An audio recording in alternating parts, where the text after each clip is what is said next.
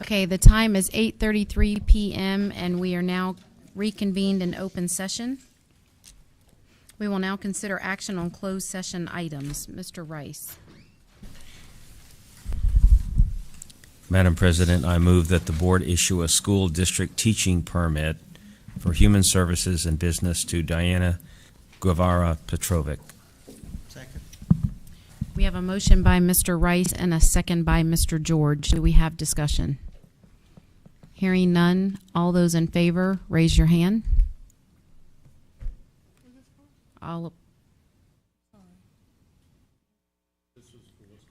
This is for the Lake Olympia. Human Services and Business. All opposed? Mr. Burdine. Yes, Madam President. I move that the board issue a school district teaching permit for CTE engineering to Letitia Dotson, Mark Russell, Misha Newsom, and Ruthalyn Robinson. Second. We have a motion by Mr. Burdine and a second by Mr. Rice. Do we have discussion? Hearing none, all those in favor, raise your hand. Motion passes unanimously. Ms. Helliger. I move to appoint the following to the positions of Director of Transportation, Mr. William Conway and Mr. Gustavo Rodriguez. Second. We have a motion by Ms. Helliger and a second by Mr. Rice. Do we have discussion? Hearing none, all those in favor, raise your hand. Motion passes unanimously.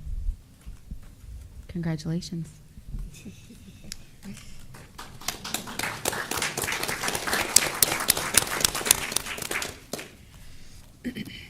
Okay, the next item is our consent agenda. May I have a motion? Madam President, I move to approve the consent agenda as presented.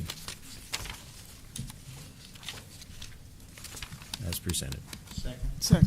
We have a motion by Mr. Rice and a second by Mr. George. Do we have discussion? Why don't we start, Ms. Martinez, with an update on where we are on policy. I know there were some changes to the policy, and we have something in front of us that's updated. Yes, ma'am, you sure do. So at your seat, you should have a packet with that begins with the board memo response to questions that were received in the preceding days, and it's dated August the 14th. So that explains many of your questions that you outlined, not only for policy, but other items on the agenda as well. And then we did need to give you some updated policies. We had some fairly significant formatting issues when we converted from the Word document to a PDF, so we beg your pardon for that and your patience in looking through these new documents. So at your seat you have an updated policy FB local, an updated student code of conduct, an updated policy FFH local, FFI local, FNCA local. And as I stated, many of the, most of the information was shared with you in the memo regarding the updates that were made and the changes that were made. However, when we sent you the attachments this afternoon, there were significant formatting issues in the PDF, and so we've printed them in this way for you so you don't have the overlap in titles and some of those formatting abnormalities, if you will. Do these updates include some of the changes that were requested? Yes, they do, and I can walk through some of the most recent ones if you'd like for me to do that now. That might be helpful. Okay, for example, policy FB local was just hot off the press right prior to the board meeting based on some conversation back and forth.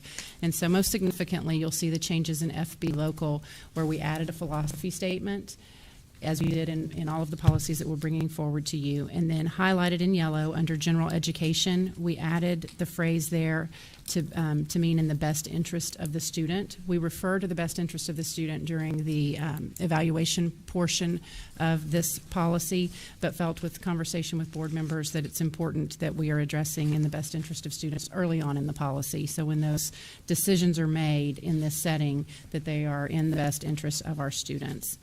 The most significant change to this policy was removing the information about the Title IX coordinator, and that is now included in the exhibit for this policy. And then an additional change, which was late this afternoon, is on page 2 of 3, and it's under the section titled Section 504 Committees, and you see that highlighted. At the end, based on board feedback and then in consultation with staff, and I believe we have Deanna Saavedra that can respond to this if need be, and Michael Ewing is here as well. We added that the committee shall, and this is the 504 committee, the committee shall also include the student's parent or guardian unless the parent or guardian opts out or does not attend the scheduled meeting. And the additional piece there added by staff is or does not attend the scheduled meeting. Any questions on that? Thank you for adding that. I know that was something I sent in late. Thank you. Some of these were late, so thank you guys for working on that. Thank you all for your feedback. Then we have the Student Code of Conduct. And I'd like to take this packet out of order somewhat so that you're looking at the Student Code of Conduct and Policy FNCA local side by side, because we've incorporated the dress code in the Student Code of Conduct, although in Policy FNCA local, we do address or kind of introduce the dress code portion, and so we've made this where it mirrors and aligns with each other.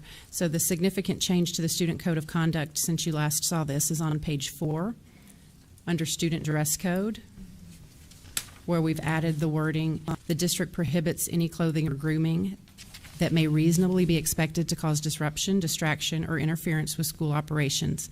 However, student expression that is protected by the First Amendment may not be prohibited. To this end, the school administration shall respect and protect this fundamental right while enforcing the student dress code at school and at school-related activities.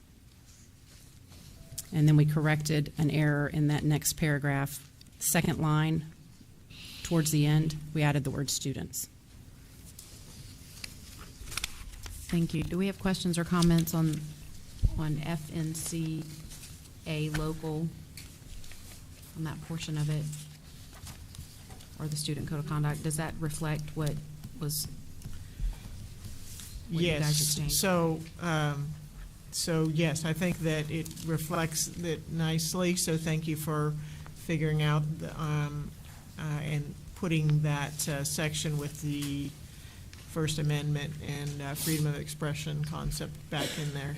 Just didn't want that to get lost. And no, I think that one looks fine. Okay, thank you. What's next? Thank you. The next one is FFH local. And very minor change here, which you can find highlighted on page 5 of 7. And we reordered that to flow better. We moved the false report down underneath timely reporting. Sorry. We mirrored, just as a reminder, we mirrored the changes, or we aligned the changes in FFH local, which is our student policy regarding discrimination, harassment, and retaliation, with our employee or staff policy, policy DIA local. And so this flows in the same way in which DIA flows as well. So we made that order change. Thank you, Ms. Martinez. Are there questions on the FFH local policy? All right, then next is FFI, which is our student welfare freedom from bullying policy. And since you last saw this, we cleaned up 2 issues where on page 1 of 5 you see the word bullying highlighted. We corrected a misspelling.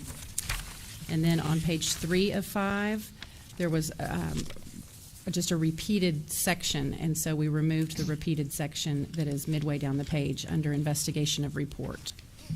All of that information is included under notice to parents. So it's just a redundant section.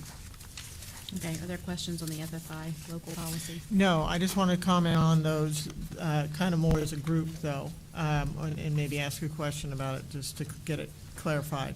So thank you, Mrs. Martinez and Mr. Scamardo, for working on this a lot over the last few weeks, and Dave and I were intimately involved in it. Absolutely. Thank down you to the both. wire. I did want to mention, though, because those FFH and FFI refer at the end to the regulations and the implementation. And in fact, several of these do, and we've talked about regulations and how that's kind of an important piece of this. So if you could just speak to that, so the community would have a clear expectation and the board would have clear expectation about what the plan is for the regulations. Yes, ma'am, certainly. So staff is currently working on the administrative regulations for both FFI and FFH, and we will make those available as stated in policy as soon as they are approved, which we are targeting to be before school starts, so that we can be bound by this information and share the information out with staff, principals, and teachers particularly, to ensure that adherence to the policy through those very specific processes. And I'd like to thank you both for the policy committee involvement and for your guidance in this endeavor. We'll be coming back to the policy committee later this month with more details around our comprehensive policy review and administrative regulation review. Great, thank you. Thank you.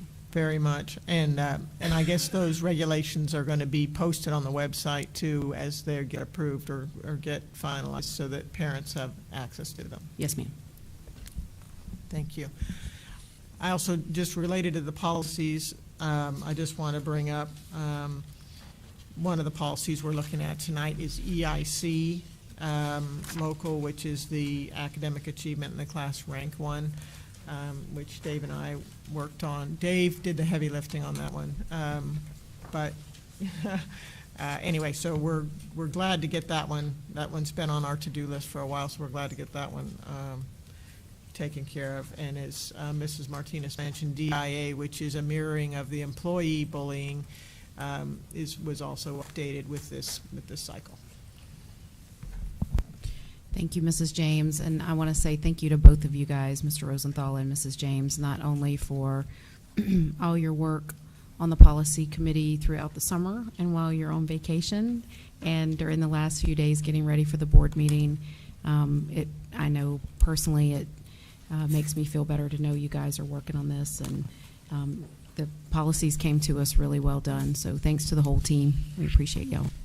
Any other questions or comments on the consent agenda items? All right, hearing none, please vote. All in favor, raise your hand. Motion passes unanimously.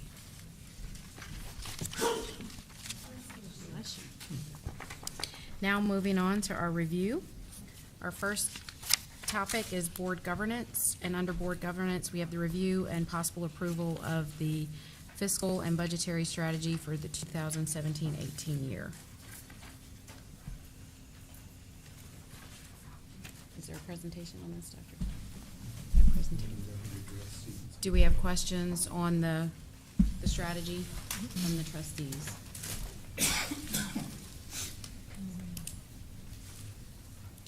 Okay. Did you have something? No. Okay. Just kind of tucking away a policy in my. Okay. That's a big fat policy. I'm going to shred a lot of that. All right, item 2 is review and possible approval of a resolution for the district's investment strategy and authorization of investment brokers for the district. Do we have questions on this item? Did you have something, Ms. Yeah, Gallagher? I do have a quick question. On this one, I know we do this every year, and we kind of review this, but how do we choose the brokers that we work with? We choose them based on the service they provide us. We get proposals frequently from folks that we haven't used, and whenever we get those, we talk with other districts and other references. And so it's just like, any other way that we would go through, who we would try to select. But it's really, if they've been providing us good service in the past and have given us good ideas and are attentive to us and have a good track record, and also with other districts. Do we have like a limit of like, every so many years we go out for a new RFQ or whatnot for this, or is it just whenever you decide?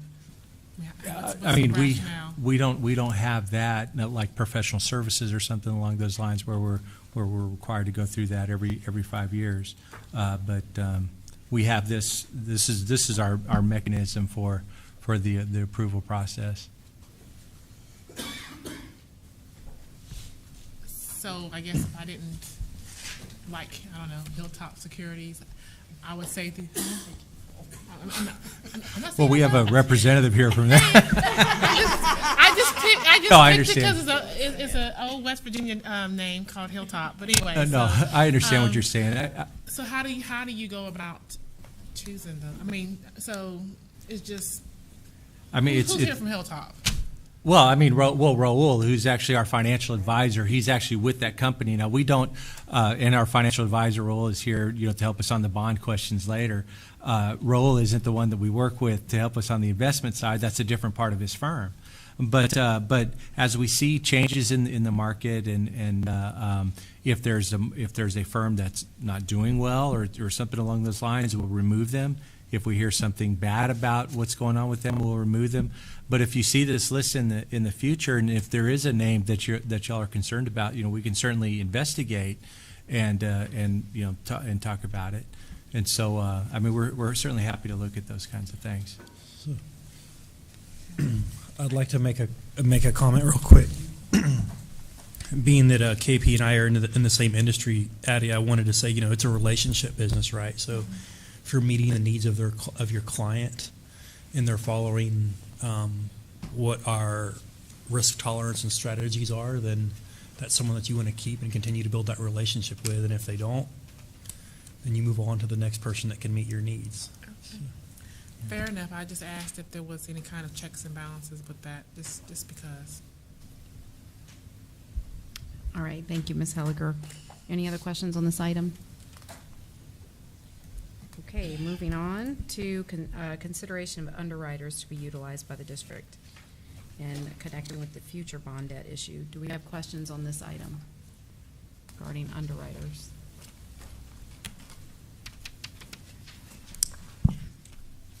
Number 4 is approval of the option to reduce our WADA, our wealth per student, wealth per resident student, and weighted average daily attendance due to notification of Chapter 41 status. Do we have questions on this item? Yes. Mr. Rosenthal. Could you just explain this a little bit? I know we've done this before too, but Yes. So we fell into Chapter 41 status, I think 3 years ago, whenever our wealth per WADA went over 319,000. We're very far away from being in recapture, where that's based on the basic allotment, and we have to be over, our wealth per WADA has to be over 514,000. But but every Chapter 41 district, and that number has grown and grown since that 319 number hasn't changed in a very long time.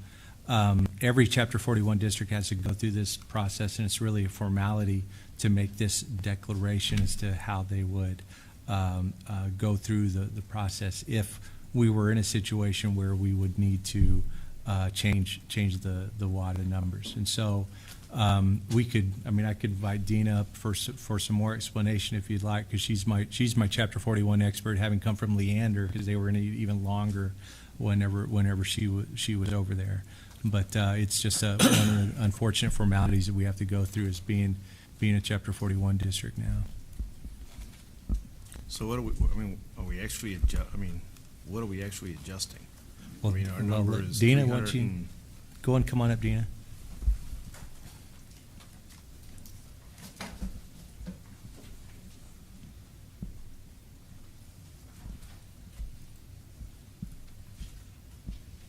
Okay, so how it works is when we go above the 319, and it's based on your projected WADA over your prior year's comptroller value. So when that wealth exceeds 319, you have to buy your WADA down. But it's at a cost of 0 because we're not in a recapture situation. So you're really reducing your WADA so that you get your wealth under 319.5. And it's silly, but it And it doesn't Thank you for saying that, 'cause and it we were doesn't all reduce our thinking it. funding. I mean, so our WADA is still in the formula that we get paid on based on the basic allotment, and so it doesn't reduce our funding. This is an outside calculation, basically, that gets done. So. and it is at a cost of 0. So Okay. Thank you, Mr. Rosenthal. Thank you, Ms. Edgar. We're glad to have a resident Chapter 41 expert. assure you. Are there additional questions on this? Okay, we should just go past it. Next up is consideration of designating a delegate for the Texas Association of School Boards annual delegate assembly. So last year I served as delegate and Mr. Burdine served as alternate. And I would like to propose that Mr. Burdine serve as delegate this year. I didn't tell him I was going to do that. Just something to think about. If you're going to be able to make the, maybe you can check your calendar and see. I'm happy to do it again, or if someone else is interested, but I thought it might be good for Mr. Burdine as vice president to go and represent Fort Bend ISD if you're Okay. willing. I was there last year with you, Mhm. right? So, Yes, okay, yes. I'll do I it. think Mr. Verdine would be a great choice. All right. I'll be there. Ms. Helliger, would you like to be alternate? Yes, I'll be alternate. Okay, something to think about. We don't have to vote on it till next week, so you can check your calendars and make sure you can attend. Are there any other comments on that? Questions? Okay. Number 6 is consider endorsement of candidates to serve as director on the Texas Association of School Boards Board of Directors. Mr. Rice. Well, you have on page 132 a listing of all the various regions and the candidates that are running for election. You have Region 4, and because Mr. Rice is on. we are from a large school district, we're assured a seat on there, even though we're going to be voted on at the delegate assembly. But one person who has asked us for his endorsement is Charles Cunningham, who is from Humble ISD. He's Region 4, Position B. He's currently serving in this position right now, and he's running for re-election. His school district doesn't qualify as a large school district, so he has to try to get endorsements, and that's what he's trying to do. I've known Charles for many years, going back to before when either one of us were serving on the school board. He's a power consultant with CenterPoint, and he's really a fine individual and a good TASB director. He serves as the vice chair of the finance committee, the budget and finance committee with me right now, and so there's no one running against him, but I just wanted to speak in support of his candidacy. I'm happy to answer any questions you might have. Thank you, Mr. Rice. I've served with Mr. Cunningham as well on the Go Public Gulf Coast Committee, and he is definitely a contributor, so I would be happy for us to endorse him. Thank you. And I have to say, as fellow colleagues at CenterPoint Energy, I would also support his nomination as well. Thank you. Thank you very much, Mr. Rice. We appreciate you putting that. So tell us, so your name is on here as a director for Region 4. So other than Mr. Cunningham, he has no one running against him. These will be our other endorsements that are listed here. Do they have no? Okay. I wanted to make sure I understood that. Okay, thank you for that presentation, and thank you, as always, for serving on the Texas Association of School Boards, not only for all kids in Texas, but particularly for representing Fort Bend ISD. We appreciate you for doing that.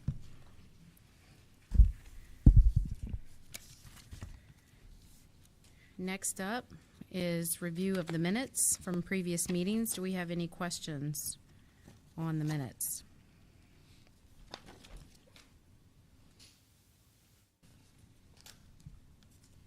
Hearing none. We're going to go now to, under Board Goal 1, to purchases that exceed $50,000. First up are the special education services and related items. These are speech services, sign language interpreting, independent education evaluations, initial evaluations, and those types of services. Do we have questions on this item? Okay. And next up are our professional consulting services to support effective teaching and learning, academic affairs. Do we have questions on this item? Trying to get to it. Yeah, thank you. None? Okay. Next, under Board Goal 4, this is approval for international travel. For summer of 2018, our Clements High School students, German students, are going to participate in the German-American Partnership Program in Germany. That's very exciting. Do we have questions on this item?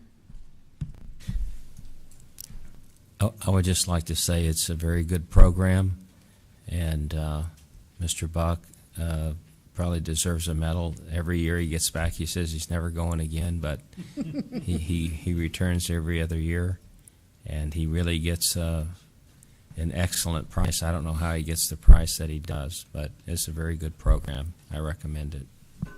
Thank you, Mr. Rice. All right, next up is possible approval to continue our contract with Avail Services to provide the crisis hotline services under Talk Line. Do we have questions on this item? Mrs. James. I don't really have a question, but I do have a comment in that I noted in the agenda item that we were going to look at text messaging and other ways of students to contact in if they are in crisis. And so I appreciate that because very few young people these days pick up the telephone to call anybody. But we would definitely want them to reach out if they were feeling that they needed to talk to somebody. And I think text messaging is the way the kids communicate. So I'm really glad to see, and I hope that we'll take that seriously. Also, as an aside, I'm always happy to partner with our neighbors, Needville and Stafford, so I think this is a good idea. Absolutely. Thank you, Mrs. James, because I was thinking the same exact thing about text messaging. In fact, before we got this, I was going to ask the question, do we have a way for our kids to text instead of call, because that's what they do these days. So I'm happy about that too, and I think our kids will be. So thank you guys for that. Any other questions or comments on this item? Okay, next up are our donations exceeding $10,000. The Commonwealth PTA donated $16,123 for the purchase of guided reading books and literacy libraries for K through 5. Very good. Pretty awesome. Yeah, that is pretty awesome. Any other questions or comments on this? Yay for the PTA. All right, next up is approval of administrators to serve as T-test appraisers for the 17-18 school year. Do we have questions on this one? Mrs. James. Well, we don't have the list yet, right? So we'll be getting that sometime. Yes, we're still hiring a couple more APs as we start the school year, so we want to give the board as comprehensive a list as possible. Thank you, Dr. Dupree. And not have too many crossouts and yellow marks and highlights and things like that just confuse the trustees. Thank you.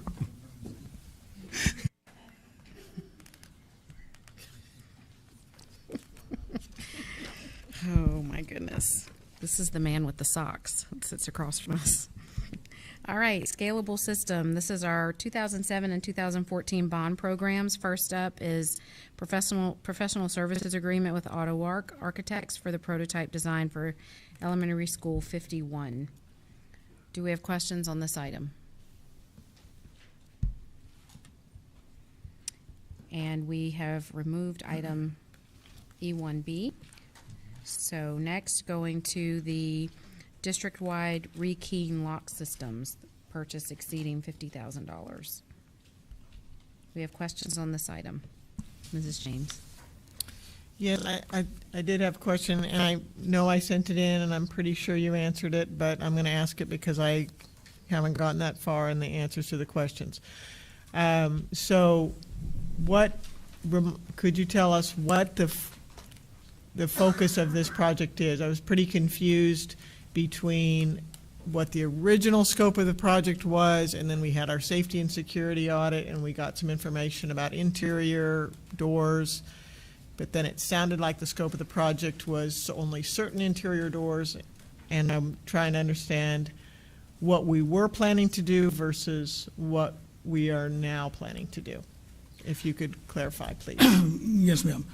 The original scope that went to the voters was to rekey every single door in the district, just district-wide.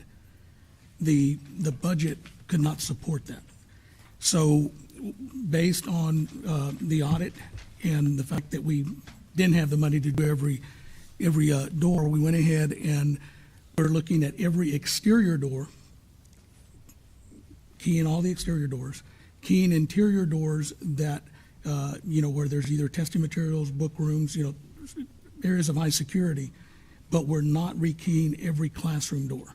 The communication that's going to be going out to the teachers is the doors that we presently have can be locked, and so our recommendation is that they stay locked, and that way if for any reason they need to shut them, they don't have to go into the hallway to go ahead and lock them. They can just close the door. It is now locked. So that's how we're addressing that. And then the other part of it is we're going to, one of the audit findings was the closures needed to be adjusted on the exterior doors. Some of the doors were not closing properly. Sometimes it's because of, the air pressure, differential pressure between the inside and the outside, but we need to adjust those, so that's going to happen also. Okay, so it's like the air pressure, so it's like the springs or whatever aren't enough. So for when you're saying rekeying, we don't use actual keys, like you turn a key, these are badge entries or electronic entries of some type, is that true? Or are we, is that consistent across the district, or are we really talking about keys? Like metal keys? We're talking about both. There's only some doors that have the electronic locks, others actually have keyways, so we're talking about both. All right, and we're not trying to standardize that, or is there do we have in our specifications something about when we would use certain things? Or are we trying to standardize it at all, or what are we doing? Yes, ma'am. It's standardized based on our ed specs and what is going into each one of the new schools, but all of the doors are not on a key on a card. Some of the doors actually have just a keyway, and so we're following that standardization. Thank you, Mr. Perez. Any other questions on this item? Ms. Tassan, before we go further, if you could indulge me, I have a comment on the auto arc. I didn't hit my green button quick enough before you moved along Sure, there. we'll go back to it. The one thing that's missing from this item is we didn't talk about the funding for it. Mm-hmm. I do think it's important that we edit this before it's approved by the board next week, or in 2 weeks from now, to have that bond 2018 funds would be used. This will be the same way that we funded Sullivan with bond 2014. It was started and been built, was starting to be built before the bond was passed, and so we would be doing the same thing with Elementary 51. And so it's just important to note that it's a material expense, and we would want to include that in the bond 2018. So. Okay, thank you for pointing that out. Do we have questions from the trustees on this? Yeah, Mr. Rosenthal. Just a clarification. Mr. George. Did you say, I'm sorry. It's okay, go ahead. Sorry. Did you say both 2014 and 2018, or is it going to be completely 2018? It would be completely bond 2018. It's not in the budget at all for bond 2014. And I brought up bond 2014 because that's the way, what I'm proposing is the way that we funded Sullivan. Sullivan was a bond 2014 project, but we started it well before that bond was passed. Okay. And we funded it through the general fund reimbursement resolution, which the board approved at that time. And we have a similar resolution in place now. Sure. And so we would be handling Elementary 51 the same way that we handled Sullivan Elementary. Okay. Thank you. Sorry about that. Mr. Rosenthal. So remind me what that resolution contains. So the reimbursement resolution allows us to pay for bond-related expenses through the general fund. And, So- and the general fund would be reimbursed once we have a successful passage of the election. Okay, so when would you anticipate those expenses coming due? Those expenses, I mean, Oscar would better know the cash flow for those architect expenses, but they would be coming, at some point after, during the design phase, and they would start billing us. General fund reimbursement resolutions can be used up to 18 months prior to a successful election. We're well within that time frame for of the November bond 2018, if that's what our plan is. Yeah, no, I'm not worried about the, what the statement is, but are we going to have the cash to do that? That's what Yes, I'm sir. worried about. Yes, sir. No, we do. Okay. Yes, sir. All right. Thank you, Mr. Bassett. Mrs. James, you have a question? Yeah, so since we're back on this one, it says in the item up there that we're doing a prototype, which means, I guess, we're using the design of Madden Elementary School and then kind of copying it, I suppose, or reconfiguring it for the site. Is there a lot of work that's involved in doing that, or is it a fairly economic? I mean, is it very inexpensive to do it? Do they just dust off the plans and put it on the site, or what? How does that work? No, ma'am, we're looking at some redesign because it's got to be sited on a different site. The other thing is that we also have lessons learned from, Madden that we're in right now. So we're, getting with the end users, we're wanting to find out, what would we tweak on that so that we can make it work better. We need to go ahead, even though it has some 21st century attributes, we need to bring it up to our ed specs as we are right now. And then it will grow just a little bit because we're looking at a 850 and 1,000 course. So that's going to be, a change in that. So there'll be some engineering that has to happen, a new, slab. So there'll be something, but the general idea is to utilize that. And we're looking at hopefully negotiating a reduced fee since it is a prototype. Okay, so it seems it's going to be pretty significant work, though. Well, it's hard to know. Okay, well, it just seems from what you're saying, if you're changing the slab, you're redesigning, reconfiguring, upping the core. It seems like that'll be a pretty somewhat significant change. I guess it's not a complete redesign, but it seems significant changes. There will be some changes, yes, ma'am. Okay, thank you. Thank you, Mrs. James. Do we have any other questions? Okay, moving on to the next item. E2, this is possible approval of an order authorizing issuance of the fixed rate unlimited tax school building and refunding bonds. Do we have questions on this item? Mr. Rice? Yes, Madam President. Mr. Bassett, these next two, I won't jump ahead, but one we're talking about authorizing the issuance of fixed rate and the next one we're going to talk about, well, I saw commercial paper in both of these, so one's fixed rate commercial paper and one's variable rate commercial paper. Well, so we're going through the second process of refunding commercial paper.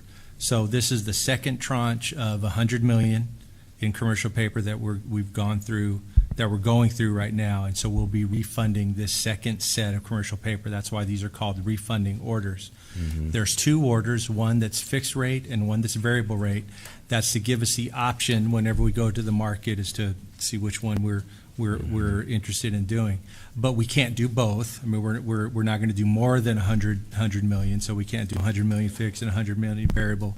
The way that they're written, we're precluded from doing only the refunding of the commercial paper that is outstanding, that'll be outstanding and issued by the time September comes around, when we'll do the pricing for these bonds. And do we have roughly $1 billion outstanding in long-term indebtedness? Actually, it's just under 900 million. 900 million. Mm-hmm. And so 100 million is a little bit less than 10% of that. Mhm. And if memory serves, we're trying to keep our commercial paper threshold, is it below 20%? Our variable rate threshold Variable in the rate. fiscal strategy is actually supposed to be below 25%. 25. This last time that we went through the process and we did the refunding of the commercial paper, we were at 9%. Okay. And so that's why it is time for us to be able to do a variable Okay. rate, and that's why I'm leaning towards doing variable rate in this next issue. So, What's the prime rate right now? oh gosh, well, for what maturity? I mean, Well, I don't know, 30 I'm- year long-term fixed. oh, I'd have to get. Well, that's okay. I don't know what it is either off the top of my head. Mr. But Villasenor may but know. Raul, our expert, Oh, is there he here, is. and he will save the day. Recently, we've done pricings for fixed-rate bond issues that have amortized between 25 and 30 years, and the true interest cost on some of those bond issues have been just north of 3%, 3.25%, 3.40, 3.45. Okay. So, Mr. Villasenor, you've had a chance to review what we're proposing, and you're comfortable with it? We have, it's part of the plan of finance that we have discussed with your staff over some period of time. Yeah. Yes, sir. Okay. And how much has this, the last time, can you just remind me how much our variable rate in commercial paper has saved us? The first tranche, I think we reported an amount just at 1.7, $1.8 million. This commercial will be fully paid off on October the 6th. When we complete that closing, if you will, we'll recalculate that number for the board for the second tranche. Okay. And I'm just assured that that's the number that's going to be pretty close to what we saw the last time. Most of the commercial paper that is currently outstanding is under 1%. Okay. So if your projections hold true, then you will have helped save the district over $2 million in I think we're going to be north of $3 million. $3 million in for what, both. 12 months? Yeah. That's really great. I know it's it works very well. Mm-hmm, mm-hmm. And Mr. Frels, have you had an opportunity to review our paperwork? Yes, sir, Mr. Rice. We prepared both of these orders for the board. We're comfortable that they're in order.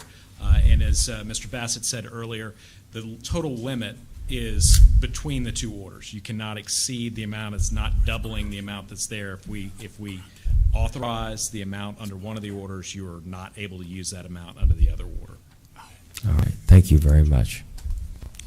Thank you, Mr. Bassett. Thank you, sir. Thank you, Mr. Rice, Mr. Frales, and Mr. Villasenor. We appreciate you being here. Answer those questions for us. So next up was the variable rate bonds as well. So Mr. Rice asked questions on both of those. Does anyone have any others? Mr. George? I just have one question. You just mentioned the rule of thumb. I'm sorry? You just mentioned the basic rule of thumb to have maximum 25% of your total outstanding debt when it comes to variable rates. Since we are talking about a huge amount of like almost $1 billion, so what we are talking about close to $250 million. So what is the basis we pick that number? Just trying to The understand. basis for that is really based on feedback from the rating agencies. You know, we have they want to make sure, the rating agencies want to make sure we have a good debt policy in place, and so there's multiple issuers that they review on a regular basis, and we're going to go through our rating process with Fitch and S&P, and that's one of their thresholds that they've seen. I mean, Raul has obviously a lot more experience with that, so I don't know if he'd like to comment on that, but 25% is one of the thresholds that if you go beyond that, the rating agencies will definitely think that you have too much interest rate risk. And also, I heard you saying that, but we are around 9%? We're at 9% now, and obviously when we do this next tranche, we'll get much closer to 20. 20, okay. Right. Okay, thank you. I appreciate it. I was just wondering what No, that's okay. What is the basis to come up with that number? Thank you. Okay, thank you, Mr. George. All right, moving on now to our purchases exceeding $50,000. First up is selection of a firm for the development of the district's 5-year facilities needs assessment plan for 2018 bond planning. Do we have questions on this item?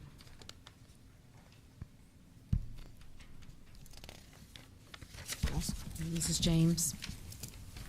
Well, I'll just say I'm glad that this is coming up because I'm happy that we're doing our planning for our bond in a systematic way. And this will certainly give us some data to help us make plans.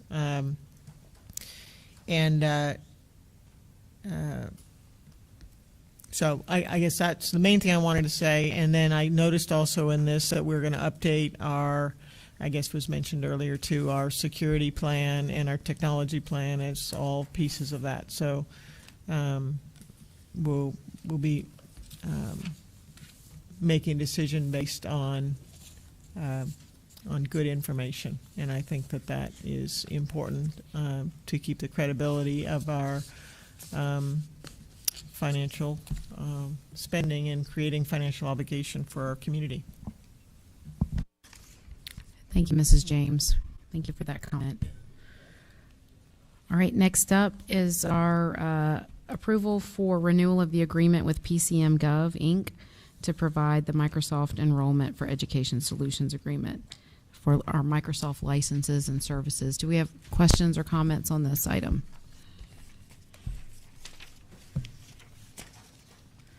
Okay. Next up is approval for staff augmentation services by NF Consulting. Questions on this item?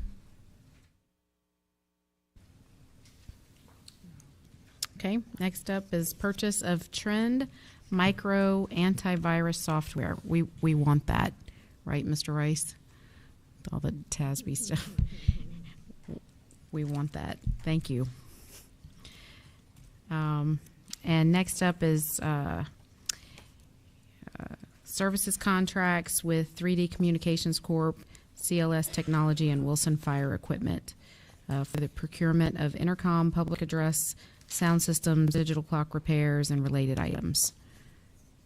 Questions about this item?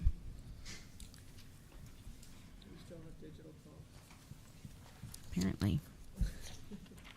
We have one over here that needs repair. Is the board conference room clock on that list? Because it's wrong all the time. Okay, moving right along. Third-party administrator, medical plan, stop-loss, pharmacy benefit manager, and flexible spending account administration for approval. Healthcare. I do want to mention that we did update the table slightly. Okay. There's some minor changes on it, but it does provide a little bit more explanation. Ms. Grail asked a question about the savings that we have listed on here for the pharmacy carve-out. So just so everybody understands, one of the things that most carriers do for most of their customers is they manage the pharmacy plan, and actually managing the pharmacy plan is actually a significant revenue stream for the carriers. And so by carving out the pharmacy plan to be on our own, to have that as a separate contract, all of the manufacturer rebates, instead of sharing them with United Healthcare, we actually keep all those rebates. And for an entity our size, that value of those rebates really is almost $5 million. And so this is United Healthcare isn't necessarily happy about that move that we've made, but they are charging us $2 million more, in terms of admin fees. But that's well worth it to us to be able to get those savings. And so, as one of the notes I mentioned on here is that 85% of the Fortune 500 companies have done that. And what's interesting is that 95% of the Fortune 100 companies have done that. The only 5% that haven't are the drug companies. Are the carriers themselves. I'm sorry, not the drug companies, but the carriers themselves, because they're just paying themselves. So anyway, but if it's good enough for them, it's good enough for us. Thank you, Mr. Bassett, for that explanation. Do we have Mr. George? I have one question. When I have conversation with some educators and stuff like that, they never understood the fact that it is a self-funded program. What we are doing to educate the subscribers, to let them know we are the one paying for this. Because when they see this, some name, United Healthcare or Aetna or something, they think it is that company. And they're just, and I had this conversation with numerous people. They don't understand. And so what do we do to educate them? It is self-funded. We're working very hard on that. Matter of fact, I saw a video today, a draft of a video today that we're going to be pushing out.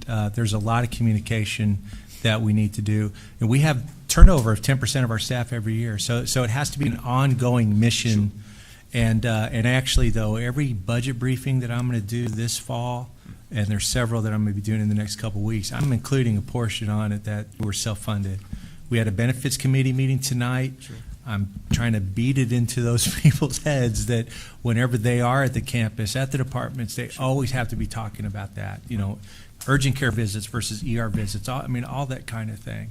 And so it is a quest. Just a suggestion, maybe each year where they go re-enroll the program, providing them, or maybe they're signing something. Yeah, I understand. I don't know. I'm just saying, because it is so important yes, to sir. know. You're right. Because it is self-funded program, and all the time I hear this. That's why I'm just wondering. We are taking some extra measures to make people understand this is a self-funded. And folks are going to be more engaged this year because for the first time in 4 years, we are going to have a premium increase. And by the way, I will be sending out memo to the board on what those increases are, so that you'll see them ahead of time.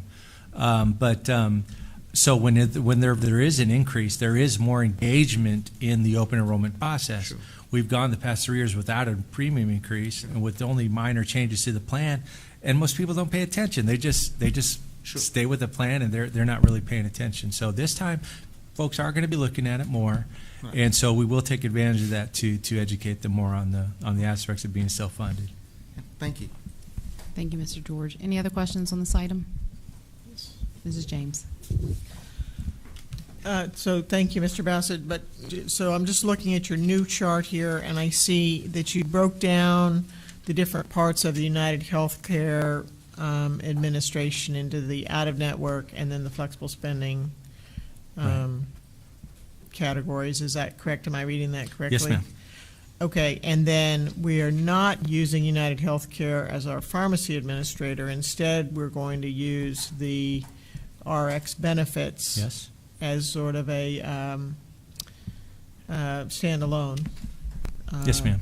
Okay, and would that be cause difficulty or confusion for our employees? There will be some.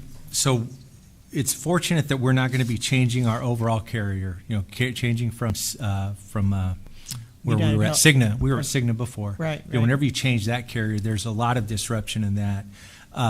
Every year, there's always something going on with pharmacy. Even when we were with United Healthcare, there was always some movement of drugs between Tier 1 and Tier 2 and Tier 3.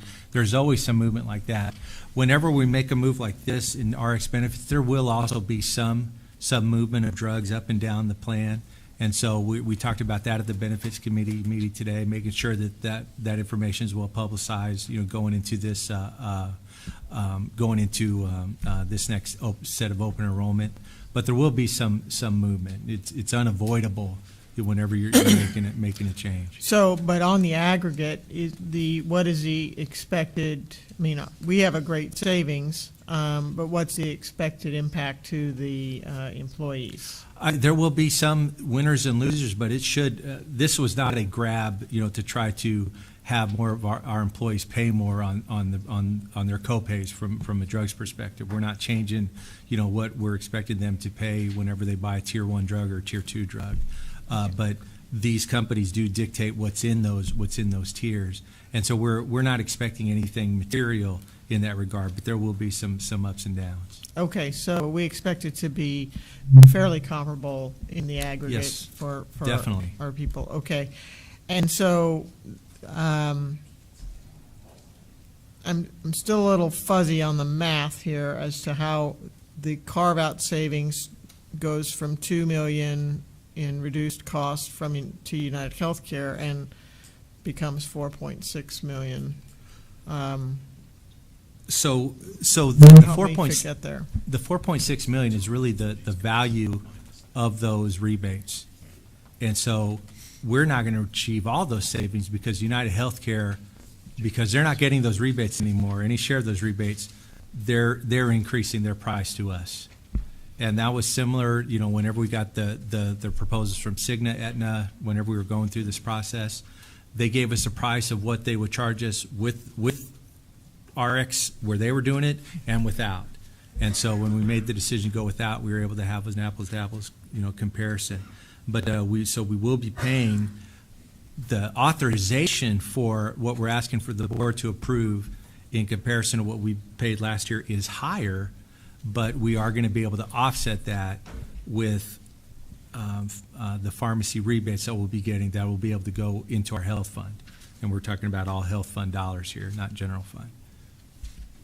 I mean, does that Okay, help? yeah, and it's a little fuzzy, but I think I'm sure if I soak on it a little bit, Yeah. sometimes takes me a little bit of time. Because what we're asking the capture it. board to approve is that bottom number, that 5.7 million. Okay, and so, and then if, just, I'm sure, I imagine we'll cover this at the end of, well, maybe next month, or next meeting, we'll be having a financial update, but where are we in terms of our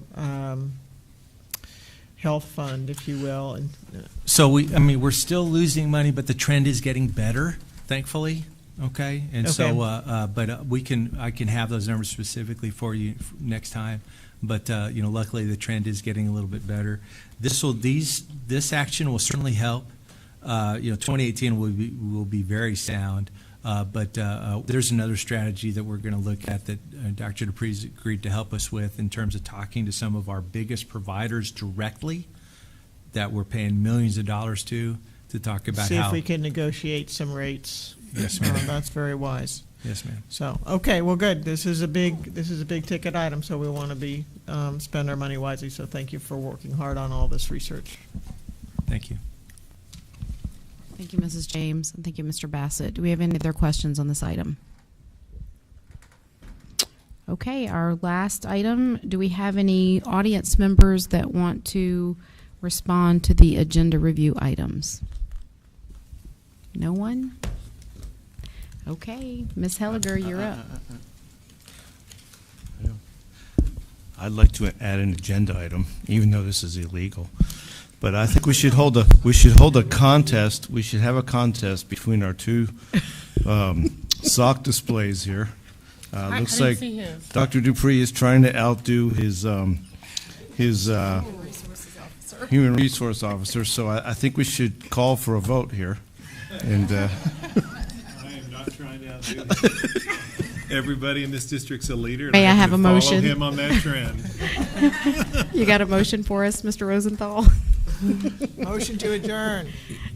I second. We are adjourned.